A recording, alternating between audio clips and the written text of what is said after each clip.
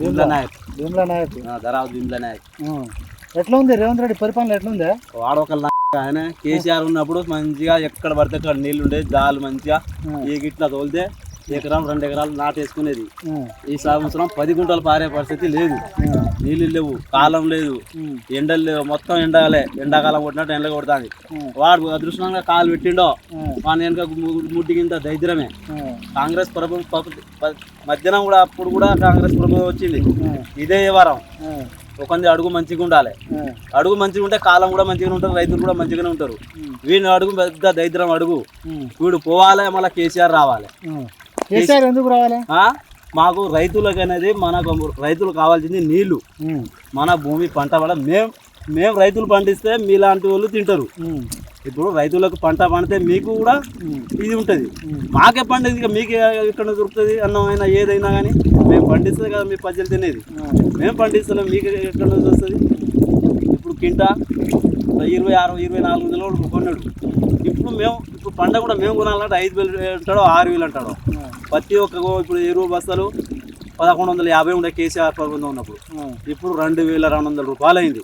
అదే 27 2500 అయింది. అదే ప్రభుత్వం ఉన్నప్పుడు 1,400 ఉండే. అలా మందులో పెంచాడు. ఇటు మాకు ఏ కష్టం లేదు కూడా మాకైతే గోస పంచుకుంటాడు ఈ ప్రభుత్వం. యూరియా దొరుకుతుందా? యూరియా ఇప్పుడు సెల్లులో బుకింగ్ చేయాలంట. బుకింగ్ చేస్తే దొరుకుతుంది. పెద్ద సెల్లు ఉన్నది చిన్నదో ఇక పక్క సెల్లుతో ఏవో సెల్లు తోటి బుకింగ్ చేసుకోవాలి. అది ఎకరానికి ఒకటే బస్తాట. అది కూడా నెలలో ఒక్కసారి అట. అది ఇక ఊరియా కాలం వెళ్ళేది ఊరియా చేసుకొని ఏం చేసుకోవాలి? ఏమైనా వానలు కొడితే ఊరియా అవసరం. ఊరియా పెట్టుకుని ఊరియా కూడా అవసరం లేదు మాకు. ఇప్పుడు పంట ఇప్పుడు కాలం మంచిగా వానలు పడి నీళ్ళు ఉంటే సేమ్ పైకి దిగుబడి పైకి వస్తుంది. ఇంత ఊరి వేసుకున్నాక ఇంత 20 వేసుకున్నా మొక్క ఎదిగా వస్తుంది. కాలం లేదు, ఎండలు లేదు. ఇప్పుడు ఎండలు సరే ఎండ అంటే ప్రభుత్వం ఎండలు ప్రజల ఎండలు అనుకోవాలి. వాడు నీళ్ళు వదిలిపెడితే ఎందుకు తినాలి? నీళ్ళు లేక కాళేశ్వరం కూలిపోయిందని చెప్తాను కదా. కూలిపోయిందంట.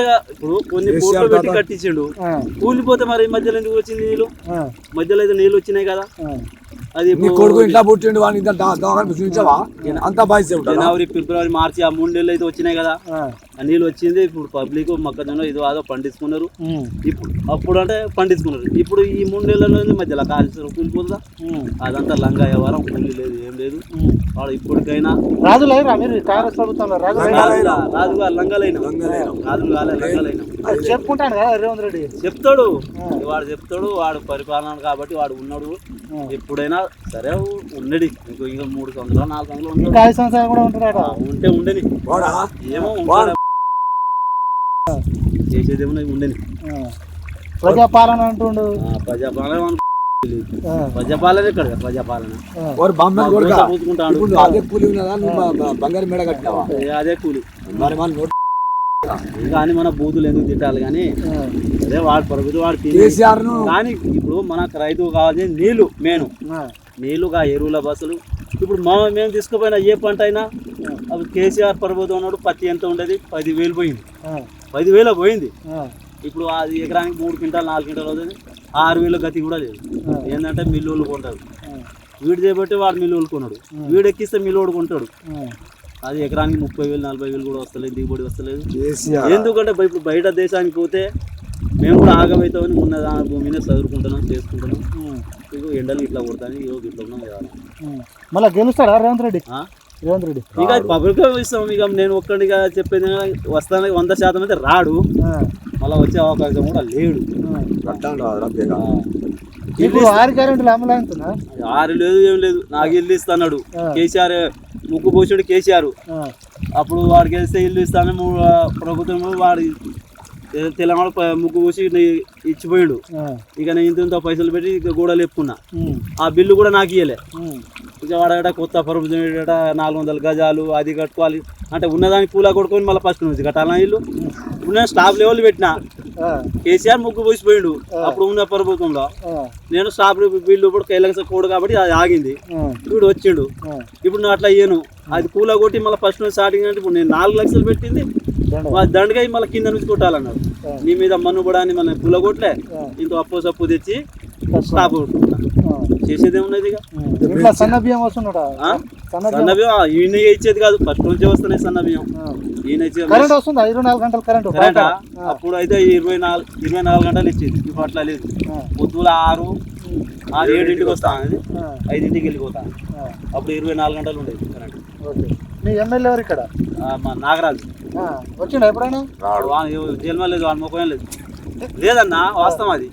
నేను కాదు, మా తండ విలేజ్ ఇప్పుడు మాది తండ ఇప్పుడు ఇంత ముఖం కూడా అవ్వలేదు.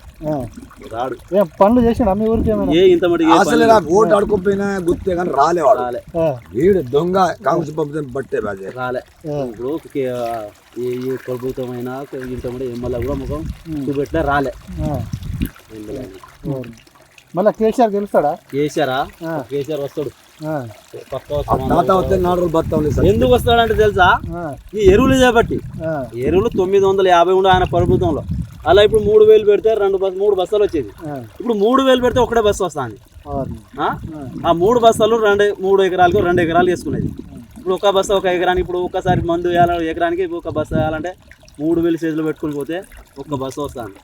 ఆ ఒక్క బస్తా ఎటు సరిపోతుంది? అనవసరం ఘోరమైన రేట్లు పెంచాడు మా ఎరువుల రేట్లు అయితే. ఇంకోసారి గెలిపోయింది అని చెప్తుండ్రు రేవంత్ రెడ్డి. ఇంకోసారి ఇక కష్టం అన్న, కష్టమే గెలిపి. రానని అనుకుంటాడు, దుమ్ దుమ్ చేసుకుంటాడు. ప్రజల పాలన ఏమత్తా వాడు ముఖాన్ని ఉన్నదా?